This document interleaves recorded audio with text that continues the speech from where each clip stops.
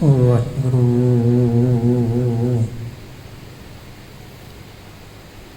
ਸਾਹਿਬ JIO.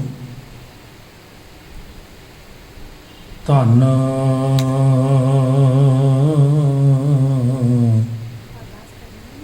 Waheguru ਸਾਹਿਬ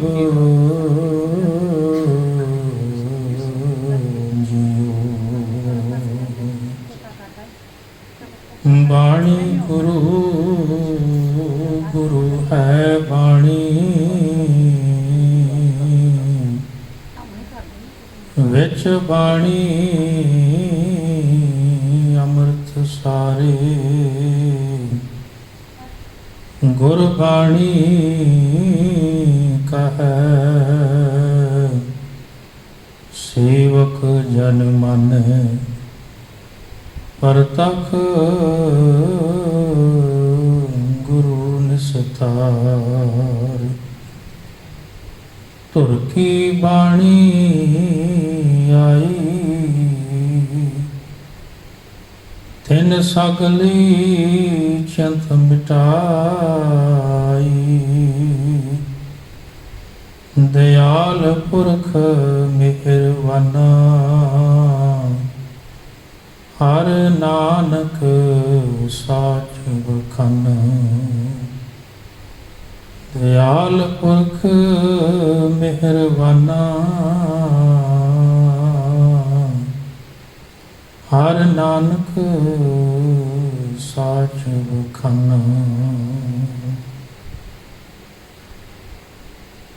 ਚਬਰ ਸ਼ਤਰ ਤਖਤ ਦੇ ਮਾਲਕ, ਹਾਜ਼ਰਾ ਹਜ਼ੂਰ ਜ਼ਹਰਾ ਜ਼ਹੂਰ, ਸਰਬ ਕਲਾ ਭਰਪੂਰ। ਸਾਂਝੀ ਵਾਰਤਾ ਦੇ ਪ੍ਰਤੀਕ ਗੁਰੂ ਗਰੀਬ ਨਵਾਜ। ਧੰਨ ਧੰਨ ਸਾਹਿਬ ਸ੍ਰੀ ਗੁਰੂ ਗ੍ਰੰਥ ਸਾਹਿਬ ਮਹਾਰਾਜ ਪਾਤਸ਼ਾਹ ਜੀ ਦੀ ਪਾਵਨ ਪਵਿੱਤਰ ਹਜ਼ੂਰੀ ਅੰਦਰ ਜੁੜ ਮਿਲ ਬੈਠੇ ਪਰਮ ਸਨਮਾਨਯੋਗ ਗੁਰੂ ਪਿਆਰੀ, ਗੁਰੂ ਸਵਾਰੀ, ਗੁਰੂ ਸਾਜੀ ਸਾਧ ਸੰਗਤ ਜੀਓ, ਆਪ ਜੀ ਵਡਭਾਗੀ ਹੋ। ਸੰਧਿਆ ਵੇਲੇ ਦੇ ਪਾਵਨ ਪਵਿੱਤਰ ਦੀਵਾਨਾਂ ਅੰਦਰ ਹਾਜ਼ਰੀਆਂ ਲਵਾ ਰਹੇ ਹੋ। ਦਾਸ ਤੋਂ ਪਹਿਲਾਂ ਆਪ ਜੀ ਨੇ ਸਤਿਕਾਰਯੋਗ ਭਾਈ ਸਾਹਿਬ ਪਾਸੋਂ ਰਸਪੁਨੀ ਆਵਾਜ਼ ਵਿੱਚ ਰੱਬੀ ਬਾਣੀ ਦਾ ਪਾਠ ਬੜੇ ਪਿਆਰ ਨਾਲ ਸ਼ਰਵਣ ਕੀਤਾ ਹੈ। ਆਓ ਸਮਾਂ ਹੈ ਗੁਰਮਤਿ ਵਿਚਾਰਾਂ ਦਾ। ਆਪਣੇ ਮਨ ਦੀਆਂ ਬਿਰਤੀਆਂ ਨੂੰ ਇਕਾਗਰ ਕਰਕੇ ਪਵਿੱਤਰ ਗੁਰਬਾਣੀ ਵਿਚਾਰ ਨਾਲ ਆਪਾਂ ਸਾਰਿਆਂ ਨੇ ਜੋੜਨਾ ਹੈ। ਆਓ ਸਤਿਗੁਰਾਂ ਦੀ ਬਖਸ਼ਿਸ਼ ਕੀਤੀ ਹੋਈ ਫਤਿਹ ਨਾਲ ਸਾਂਝ ਪਾਈਏ। ਵਾਹਿਗੁਰੂ ਜੀ ਕਾ ਖਾਲਸਾ, ਵਾਹਿਗੁਰੂ ਜੀ ਕੀ ਫਤਿਹ। ਮਨੁੱਖ ਇਸ ਸੰਸਾਰ ਦੇ ਅੰਦਰ ਸਭ ਤੋਂ ਸਿਰਮੌਰ ਹੈ। ਕਹਿ ਲਈਏ ਕਿ ਬਾਕੀ ਦੁਨੀਆ ਨਾਲੋਂ ਸਭ ਤੋਂ ਜ਼ਿਆਦਾ ਸਮਝਦਾਰ ਮਨੁੱਖ ਨੂੰ ਮੰਨਿਆ ਗਿਆ। ਤੇ ਮਨੁੱਖ ਇਸ ਸੰਸਾਰ ਦੇ ਅੰਦਰ ਆ ਕੇ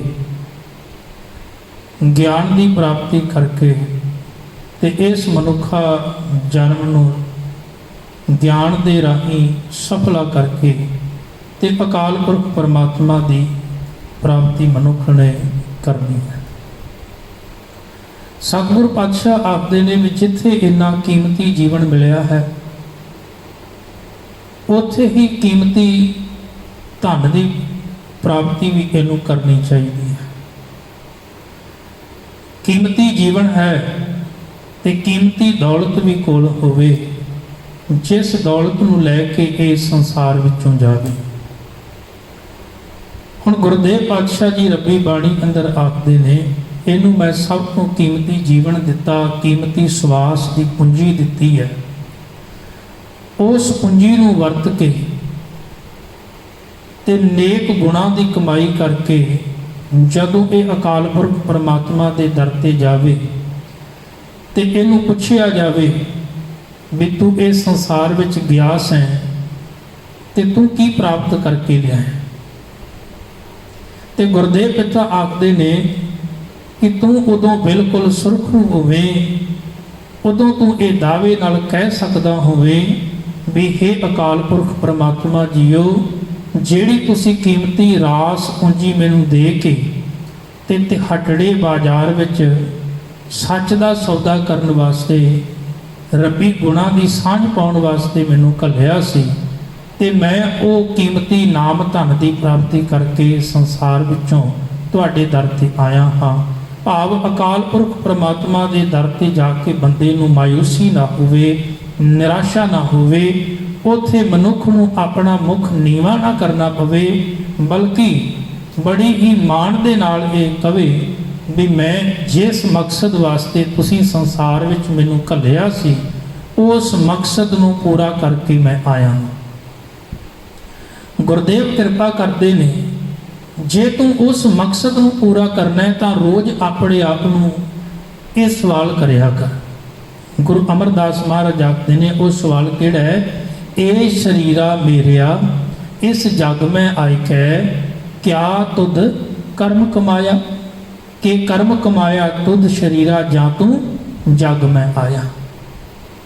ਹੁਣ ਜਿਸ ਮਕਸਦ ਵਾਸਤੇ ਤੇਰਾ ਰਚਨ ਰਚਿਆ ਸੀ ਕਾਲ ਪੁਰਖ ਨੇ, ਮਾਤਾ ਪਿਤਾ ਦੇ ਰਾਹੀਂ ਤੂੰ ਜਨ ਸੰਸਾਰ ਵਿੱਚ ਜਗਤ ਵਿੱਚ ਆਇਆ ਹੈ, ਤੇ ਆ ਕੇ ਤੂੰ ਕਿਹੜੀ ਕਮਾਈ ਕਰ ਰਿਹਾ ਹੈ, ਕੀ ਤੂੰ ਖੱਟ ਰਿਹਾ ਹੈ ਕਿ ਤੂੰ ਉਹ ਪ੍ਰਾਪਤੀ ਕਰਕੇ ਕਾਲ ਪੁਰਖ ਦੇ ਦਰ ਤੇ ਜਾਵੇਂ ਤੇ ਸੁਰਖਰੂ ਹੋ ਜਾਵੇਂ। ਹੁਣ ਗੁਰਦੇਵ ਨੇ ਰੱਬੀ ਬਾਣੀ ਅੰਦਰ ਮਨੁੱਖ ਨੂੰ ਉਹਦਾ ਮਕਸਦ ਸਮਝਾ ਦਿੱਤਾ ਵੀ ਤੇਰਾ ਮਕਸਦ ਕੀ ਹੈ। ਦੁਨੀਆ ਦੇ ਅੰਦਰ ਬਹੁਤ ਸਾਰੇ ਐਸੇ ਮਨੁੱਖ ਨੇ, ਬਹੁਤ ਨਹੀਂ ਜ਼ਿਆਦਾਤਰ ਗਿਣਤੀ ਉਹਨਾਂ ਮਨੁੱਖਾਂ ਦੀ ਹੈ ਜਿਨ੍ਹਾਂ ਨੂੰ ਇਸ ਗੱਲ ਦਾ ਵੀ ਪਤਾ ਨਹੀਂ ਵੀ ਅਸੀਂ ਸੰਸਾਰ ਦੇ ਵਿੱਚ ਕੀ ਪ੍ਰਾਪਤ ਕਰਨ ਵਾਸਤੇ ਆਏ ਹਾਂ, ਸਾਡਾ ਮਨੋਰਥ ਮਕਸਦ ਕੀ ਜੀਵਨ ਦਾ। ਹੁਣ ਸੰਸਾਰ ਦੇ ਬਹੁਤੇ ਲੋਕਾਂ ਨੂੰ ਤੁਸੀਂ ਪੁੱਛੋਗੇ ਤਾਂ ਕਈਆਂ ਦਾ ਜਿਹੜਾ ਹੈ ਉਹ ਜਵਾਬ ਹੋਵੇਗਾ ਵੀ ਅਸੀਂ ਪਰਿਵਾਰ ਪਾਲਣ ਵਾਸਤੇ ਸੰਸਾਰ ਵਿੱਚ ਖਾਣ ਪੀਣ ਮौज ਮਸਤੀ ਕਰਨ ਜਾਂ ਦੁਨੀਆ ਵਿੱਚ ਕੇਵਲ ਆਪਣੇ ਫਰਜ਼ ਨਿਭਾਉਣ ਵਾਸਤੇ ਆਏ ਹਾਂ, ਇਸ ਤੋਂ ਅੱਗੇ ਨਹੀਂ।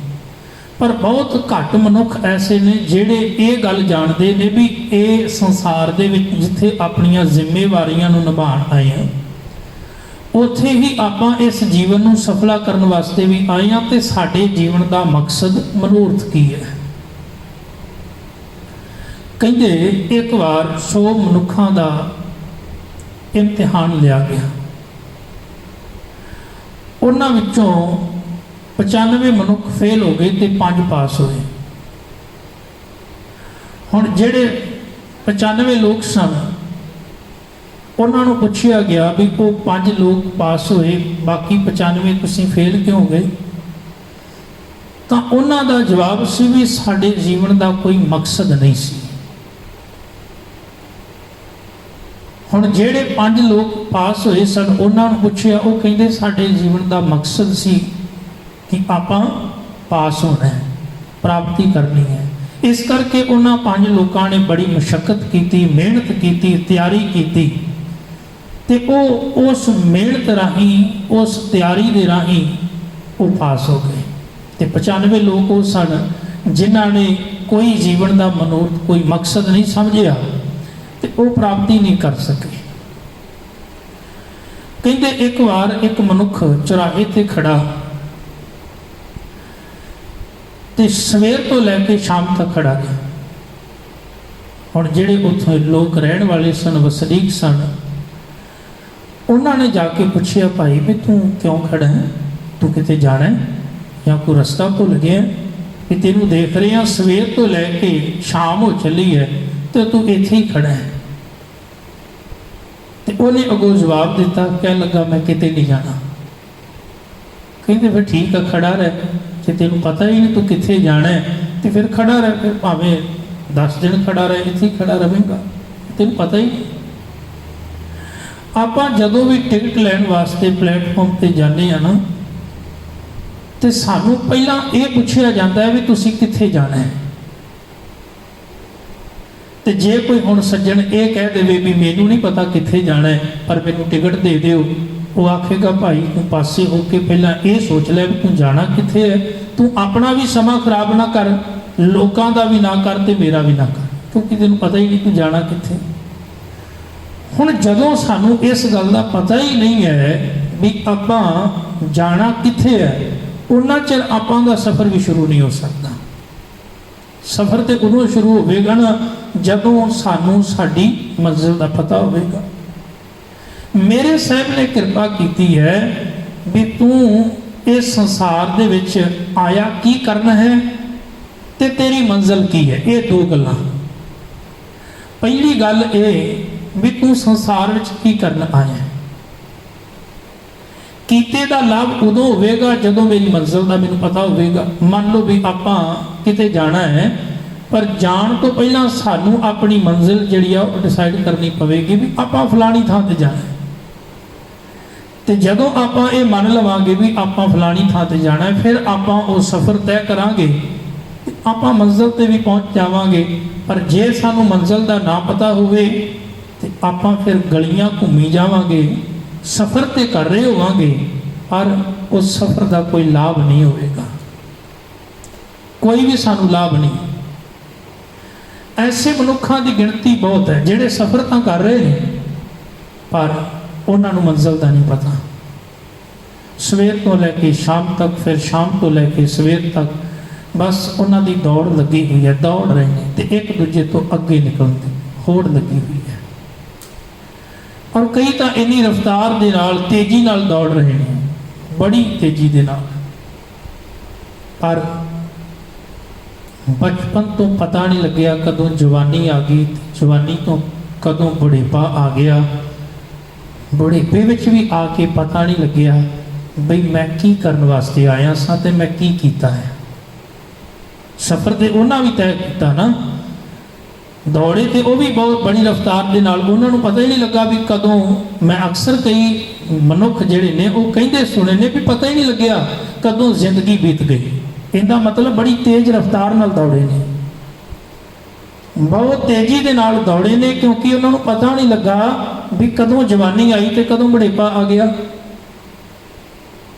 पर वो अजे भी परेशान ने, क्यों उन्होंने पता ही नहीं भी असी की करने वास्ते आए सां ते साडी मंजिल की सी। अजे भी निराश, अजे भी परेशान ने, दुखी ने। पर एक समा जिंदगी विच वो आउंदा है जदों मनुख नूं पता लगदा है बाल जवानी और बिरध फुन तीन अवस्था जान, कहो नानक हर भजन बिन बिरथा जन्म सिरान। परमात्मा दे नाम भजन तो बिना, बंदगी तो बिना मनुखा जीवन व्यर्थ जाता है। जिंदगी के अखीरले अंतले समय भी मनुख नूं इस गल का ज्ञान हो जाए, मैं कहना वो भी वडभागा है। शायद अखीरले सवास से ही वो मालक दा मुख तो नाम उचार के परमेश्वर विच भेद हो जाए, पर नहीं, अंतले समय तक भी मनुख नूं पता नहीं लगता। करनो हो सो ना कियो, परियो लोभ कै फंद, नानक समयो रम गयो, अब क्यों रोवत अंध। हुण पछताउंदा है, हुण परेशानी सामने खड़ी है। क्यों? क्योंकि हुण समा नहीं। जदों समा सी उदों वो रास पूंजी इन्हें सही वरती नहीं। जिंदगी नूं असल दे विच सही पासे नहीं लाया, बस उस पासे ला के रखिया जितनों कुछ भी प्राप्ति नहीं सी होनी। मेरे गुरुदेव ने बड़ी कृपा की। पहली गल तो समझा दी भी तू संसार विच करन की आया ते दूसरा तेरी मंजिल की है। आपां जे मंजिल की गल पहला करिए तो तां ही साडे कीते दा लाभ है। गुरुदेव कहंदे जाको आए सोई बिहाजो, हर गुर ते मन है बसेरा, निज घर महल पाओ सुख सहजे बहुर ना होए गो फेरा। तेनू उस घर की प्राप्ति हो जाए जिथे मुड़ मुड़ के फिर तेनू संसार दे विच ना आना पवे। उन्होंने कहते निज घर। निज घर का मतलब होता है अपना घर। संसार विच रह के बंदा दावा करता ना, आपां दावे करते हैं मेरा घर है क्योंकि ये रजिस्ट्री मेरे नाम है, पर गुरुदेव कहते अंतले वेले वो घर जिहड़ा साडे नाल नहीं जा सकता। उसकी गल ही छड्ड दिओ। आ शरीर रूपी घर की जे गल करिए, कपड़ रूप सुहावना छड्ड दुनिया अंदर जावना, ये शरीर रूपी घर को भी अपने नाल नहीं लैके जा सकता। ਤੇ ਗੁਰਦੇਵ ਕਹਿੰਦੇ ਉਹ ਘਰ ਜਿਹੜਾ ਪਰਮੇਸ਼ਰ ਦਾ ਘਰ ਹੈ, ਉਹ ਘਰ ਤੇਰਾ ਘਰ ਬਣ ਜਾਵੇ ਤਾਂ ਫਿਰ ਤੇਰਾ ਕਦੀ ਵੀ ਆਵਾਗਾਉਣ ਜਿਹੜਾ ਉਹ ਨਹੀਂ ਬਣੇਗਾ, ਬਲਕਿ ਮੁੜ ਮੁੜ ਕੇ ਸੰਸਾਰ ਵਿੱਚ ਆਉਣ ਜਾਣ ਦਾ ਗੇੜ ਖਤਮ ਹੋ ਜਾਵੇਗਾ ਜਿੱਦਣ ਤੂੰ ਨਿਜ ਘਰ ਦਾ ਵਾਸੀ ਬਣ ਗਿਆ। ਹੁਣ ਇਹ ਹੈ ਸਾਡੀ ਮੰਜ਼ਿਲ ਕਿ ਆਪਾਂ ਨਿਜ ਘਰ ਤੱਕ ਪਹੁੰਚਣਾ ਹੈ, ਭਾਵ ਪਰਮਾਤਮਾ ਪਰਮੇਸ਼ਰ ਵਿੱਚ ਭੇਦ ਹੋਣਾ ਹੈ, ਪਰ ਉੱਥੋਂ ਤੱਕ ਪਹੁੰਚਣ ਵਾਸਤੇ ਸਾਡੇ ਕੋਲ ਕੀਮਤੀ ਖਜ਼ਾਨਾ ਹੋਵੇ, ਕੀਮਤੀ ਧਨ ਹੋਵੇ, ਜਿਹਦੇ ਨਾਲ ਆਪਾਂ ਉਸ ਘਰ ਦੇ ਵਾਸੀ ਬਣ ਸਕੀਏ। ਮਹਾਰਾਜ ਕਹਿੰਦੇ ਫਿਰ ਸੰਸਾਰ ਵਿੱਚ ਤੂੰ ਕਰਨ ਕੀ ਆਇਆ? ਗੁਰਦੇਵ ਕਹਿੰਦੇ ਪ੍ਰਾਣੀ ਤੂੰ ਆਇਆ ਲਾਹਾ ਲੈਣ, ਲੱਗਾ ਕਿਤ ਕੂ ਫਕੜੇ ਸਭ ਮੁਕਦੀ ਚੱਲੀ ਰਹਿਣ। ਤੇਰੀ ਜ਼ਿੰਦਗੀ ਦੀ ਇਹ ਰਾਤ ਬਤੀਤ ਹੁੰਦੀ ਜਾ ਰਹੀ ਹੈ, ਆਇਆ ਤੂੰ ਲਾਹਾ ਖੱਟਣ ਵਾਸਤੇ। ਭਜੋ ਗੋਬਿੰਦ ਭੂਲ ਮਤ ਜਾਓ, ਮਾਨਸ ਜਨਮ ਕਾ ਇਹ ਬੁਲਾਓ। ਤੂੰ ਪਰਮਾਤਮਾ ਪਰਮੇਸ਼ਰ ਦਾ ਲਾਹਾ ਖੱਟਣ ਵਾਸਤੇ ਸੰਸਾਰ ਵਿੱਚ ਆਇਆ। ਹੁਣ ਲਾਹਾ ਕਿਹੜੇ ਲੋਕ ਖੱਟਦੇ ਨੇ? ਗੁਰਦੇਵ ਕਿਰਪਾ ਕਰਦੇ ਨੇ, ਲਾਹਾ ਉਹ ਮਨੁੱਖ ਖੱਟਦੇ ਨੇ ਜਿਹੜੇ ਗੁਰੂ ਦੇ ਸਨਮੁਖ ਰਹਿੰਦੇ ਨੇ, ਗੁਰੂ ਦੀ ਸ਼ਰਨ ਵਿੱਚ ਰਹਿੰਦੇ ਨੇ, ਜਿਹੜੇ ਸਦਾ ਹੀ ਗੁਰੂ ਦੇ ਉਪਦੇਸ਼ ਅਨੁਸਾਰ ਆਪਣੇ ਜੀਵਨ ਨੂੰ ਗੁਜ਼ਾਰੇ। ਉਹੀ ਮਨੁੱਖ ਇਸ ਸੰਸਾਰ ਵਿੱਚੋਂ ਲਾਹਾ ਖੱਟ ਕੇ ਲਿਆਉਂਦੇ ਨੇ। ਬੜੀ ਕਿਰਪਾ ਕੀਤੀ ਗੁਰਦੇਵ ਨੇ ਰੱਬੀ ਬਾਣੀ ਅੰਦਰ। ਗੁਰਮੁਖ ਲਾਹਾ ਲੈ ਮਨਮੁਖ ਚੱਲੇ ਮੂਲ ਗਵਾਏ ਜੀਓ। ਮਨਮੁਖ ਜਿਹੜੇ ਆਪਣੇ ਮਨ ਦੇ ਅਧੀਨ ਰਹੇ ਉਹ ਆਪਣਾ ਕੀਮਤੀ ਮੂਲ ਵੀ ਗਵਾ ਲਿਆ, ਪਰ ਜਿਹੜੇ ਗੁਰਮੁਖ ਸਨ ਉਹ ਗੁਰੂ ਦੇ ਉਪਦੇਸ਼ ਰਾਹੀਂ ਜੀਵਨ ਦੇ ਵਿੱਚ ਲਾਹਾ ਖੱਟ ਲੈਂਦੇ ਨੇ। ਗੁਰੂ ਤੇ ਰੋਜ਼ ਹੀ ਸਾਨੂੰ ਇਹ ਰੱਬੀ ਬਾਣੀ ਅੰਦਰ ਕਿਰਪਾ ਕਰਕੇ ਸਮਝਾਉਂਦੇ ਨੇ। ਕਰੋ ਬੇਨੰਤੀ ਸੁਣ ਮੇਰੇ ਮੀਤਾ, ਸੰਤ ਟਹਿਲ ਕੀ ਬੇਲਾ, ਇਹਾਂ ਖਾਟ ਚਲੋ ਹਰ ਲਾਹਾ। ਇਹਾਂ ਇਸ ਸੰਸਾਰ ਵਿੱਚ ਇਹਾਂ ਖਾਟ ਚਲੋ ਹਰ ਲਾਹਾ, ਆਗਿਆ ਬਸਣ ਸੁਹੇਲਾ। ਔਦ ਘਟੈ ਦਿਨ ਸਰੈ ਨਾਰੇ, ਮਨ ਗੁਰਮਿਲ ਕਾਜ ਸਵਾਰੇ। ਔਦ ਘਟੈ, ਔਦ ਕਹਿੰਦੇ ਉਮਰ ਨੂੰ। ਤੇਰੀ ਜ਼ਿੰਦਗੀ ਘਟਦੀ ਜਾ ਰਹੀ ਹੈ, ਹਰ ਪਲ ਤੇਰੇ ਸਵਾਸ ਘੱਟ ਹੁੰਦੇ ਜਾ ਰਹੇ ਨੇ।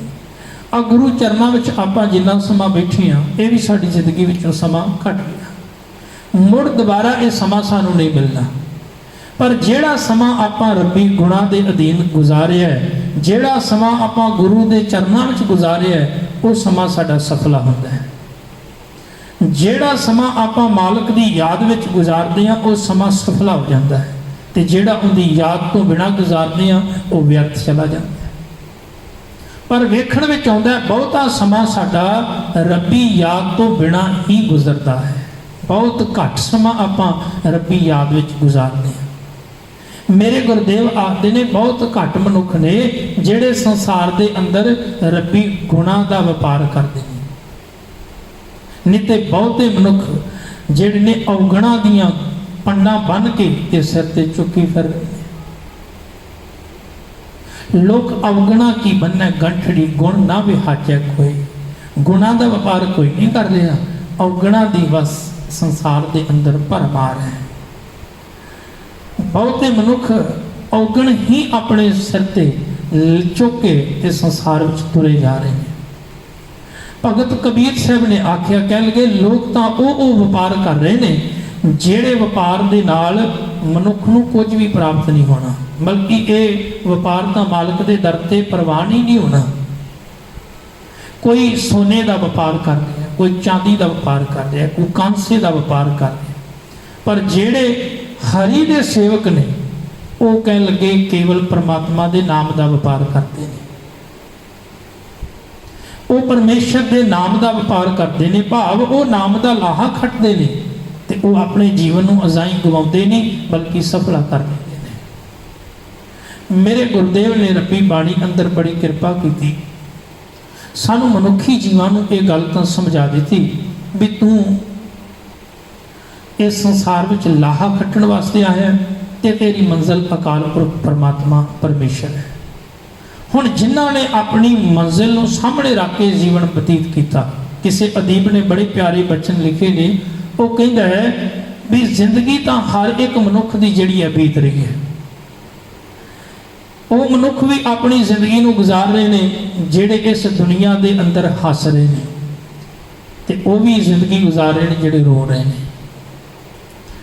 ਕੁਝ ਦੁਨੀਆ ਵਿੱਚ ਖਾ ਕੇ ਆਪਣੀ ਜ਼ਿੰਦਗੀ ਨੂੰ ਬਤੀਤ ਕਰ ਰਹੇ ਨੇ, ਤੇ ਕੁਛ ਦੁਨੀਆ ਦੇ ਅੰਦਰ ਘੱਟ ਖਾ ਕੇ ਵੀ ਜੀਵਨ ਗੁਜ਼ਾਰ ਰਹੇ ਨੇ। ਤਾਂ ਹਰ ਤਰ੍ਹਾਂ ਦੇ ਲੋਕ ਸੰਸਾਰ ਵਿੱਚ ਨੇ, ਜ਼ਿੰਦਗੀ ਸਭ ਦੀ ਬਤੀਤ ਹੋ ਰਹੀ ਹੈ, ਪਰ ਕੁਝ ਲੋਕ ਐਸੇ ਨੇ ਜਿਹੜੇ ਆਪਣੇ ਮਨੋਰਥ ਨੂੰ, ਆਪਣੀ ਮੰਜ਼ਿਲ ਨੂੰ ਸਾਹਮਣੇ ਰੱਖ ਕੇ ਜੀਵਨ ਗੁਜ਼ਾਰਦੇ ਨੇ, ਤੇ ਉਹ ਫਿਰ ਆਪਣੀ ਜ਼ਿੰਦਗੀ ਨੂੰ ਸਫਲਾ ਕਰਕੇ ਜਾਂਦੇ ਨੇ। अदीब ने बड़े प्यारे बोल लिखे, वो कहता कुछ रोते में कट गई, कुछ आहों में कट गई। कहता दुनिया अंदर कईयां दी जिंदगी रोंदियां लंघ जाती है, ते कई सारी जिंदगी हाय हाय करते हैं। कुछ हंसते में कट गई, कुछ गुनाहों में कट गई। कईयां दी जिंदगी हसदियां लंघ जाती, पता भी नहीं लगता किवें जिंदगी दे विच खिड़े हुए फुल्लां वांगू जीवन नूं बतीत कर लिया। ते कुछ लोग ऐसे ने जिहड़े सदा ही रोंदे ते कुरलाउंदे रहिंदे, ते कुछ लोग ऐसे जिहड़े गुनाह करते रहिंदे ने, पाप करते रहिंदे ने। उन्हां नूं लख समझाओ, उन्हां ने गुनाह करने ही करने ने, पाप करने ही करने ने, बस करते रहिंदे। मंजिल पे पहुंचने वाले मंजिल पे जा लगे, रास्ते बदलने वालों की रास्तों में कट गई। जिन्हां ने जिंदगी दे विच ये धारण कर लिया भी आपां इस वार भई प्राप्त मानक दे हरिया, गोबिंद मिलन की ये तेरी बरिया, परमात्मा दा मिलाप करना है, वो वाकई मंजिल ते जा पुजे। जेड़े अज इस गुरु कोल, कल किसे गुरु कोल, कदी किसे कोल, कदी किसे कोल, बस उन्हां दी जिंदगी केवल रस्तियां विच ही कट गई। तो मेरे गुरुदेव आखदे ने भाई तू जिंदगी नूं सफला करना है तो जिंदगी विच अपनी मंजिल नूं निश्चित कर। एक निक्की जी उदाहरण नाल आपां समझण दा यतन करांगे। कहंदे एक बार एक राजा जिहड़ा है ना, वो ये डिसाइड नहीं कर पा रहा भी मैं राज गद्दी जिहड़ी है किहड़े पुत्तर नूं दियां। उहदे 3 पुत्तर ने,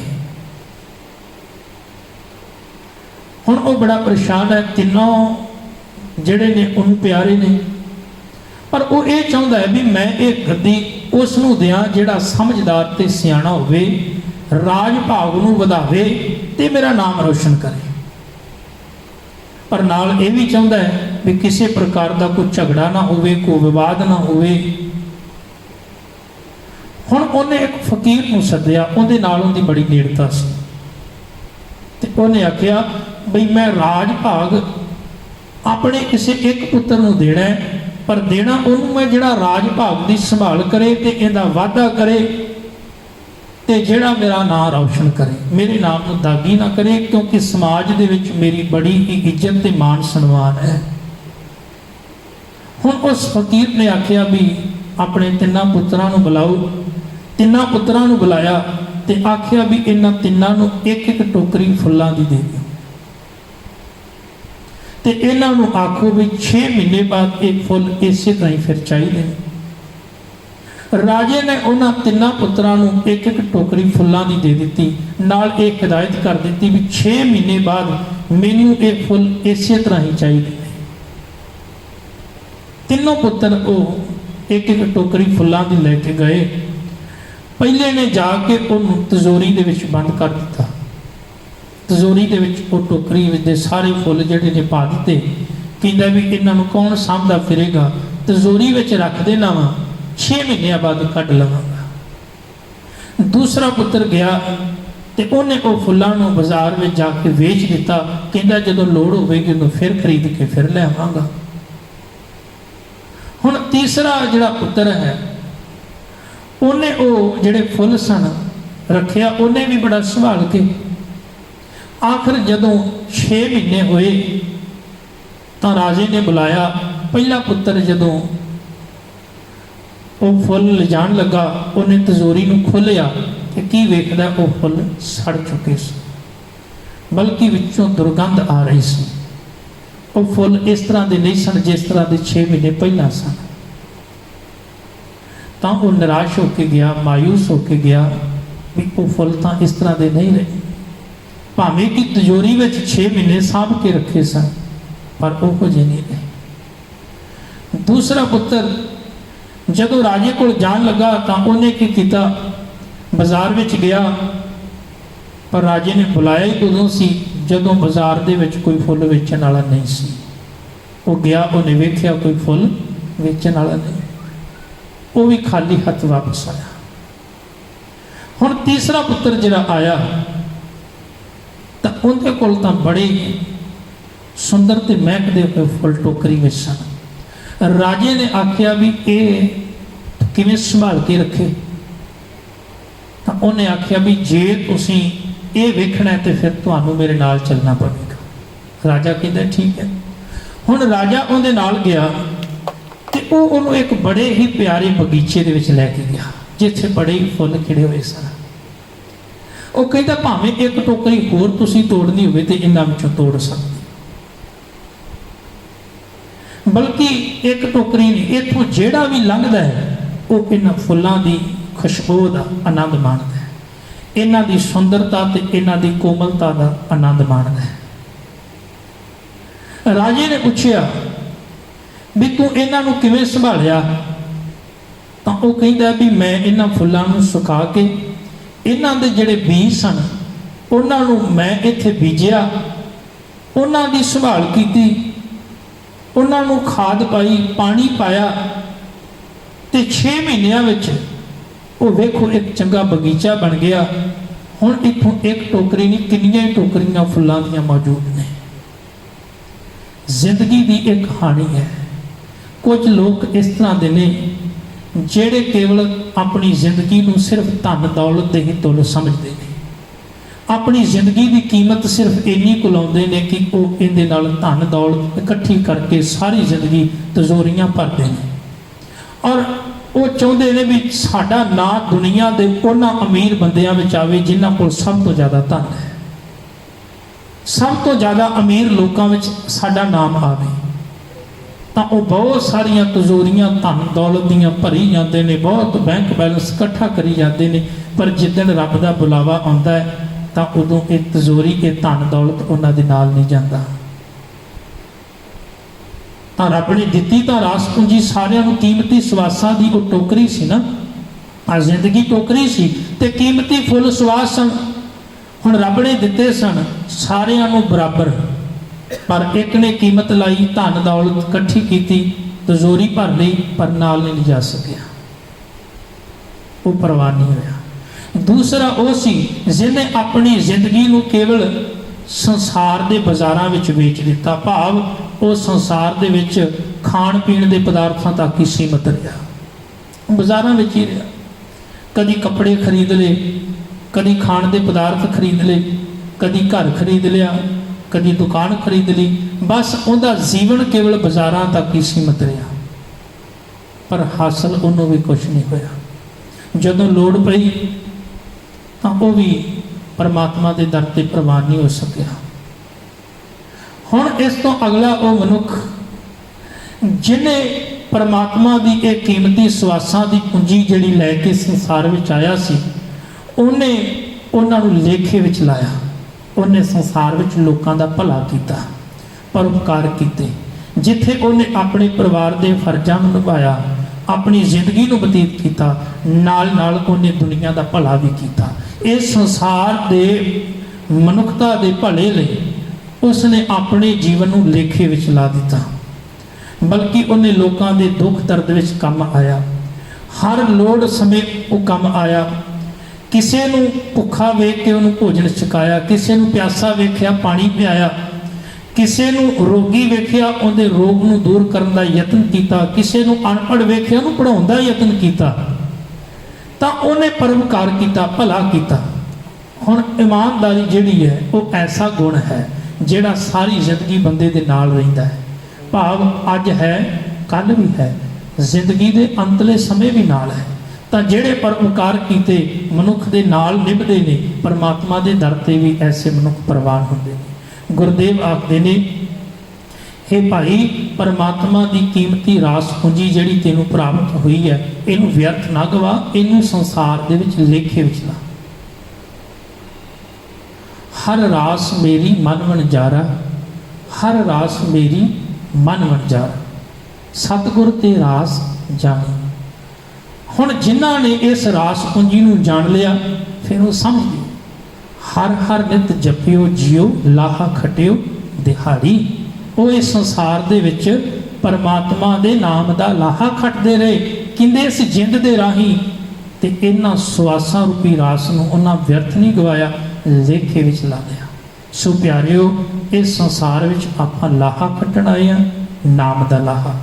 दूसरी गल, साडी मंजिल है परमात्मा की प्राप्ति करना, तो परमात्मा की प्राप्ति तां होवेगी जे साडे कोल कीमती लाहा होवेगा, भाव चंगे गुण आपां कमावांगे, संसार विच भला करांगे, ते मनुखता का भला करते हुए अपने इस जीवन नूं आपां कदी भी विषय विकारां या अवगुणां दे अधीन होकर बतीत नहीं करांगे, बल्कि गुरदेव दे पावन उपदेश नूं कमाउंदिआं होइआं इस संसार विच जीवन बतीत करांगे। तां ही साडा सारिआं दा इह लोक सुखी परलोक सुहेले, नानक हर प्रभ आपे मेले वाली अवस्था बनेगी। विचारां करदिआं बेअंत भुल्लां होइआं बख्श लैणीआं। बुलाओ फतेह। वाहिगुरू जी का खालसा, वाहिगुरू जी की फतेह।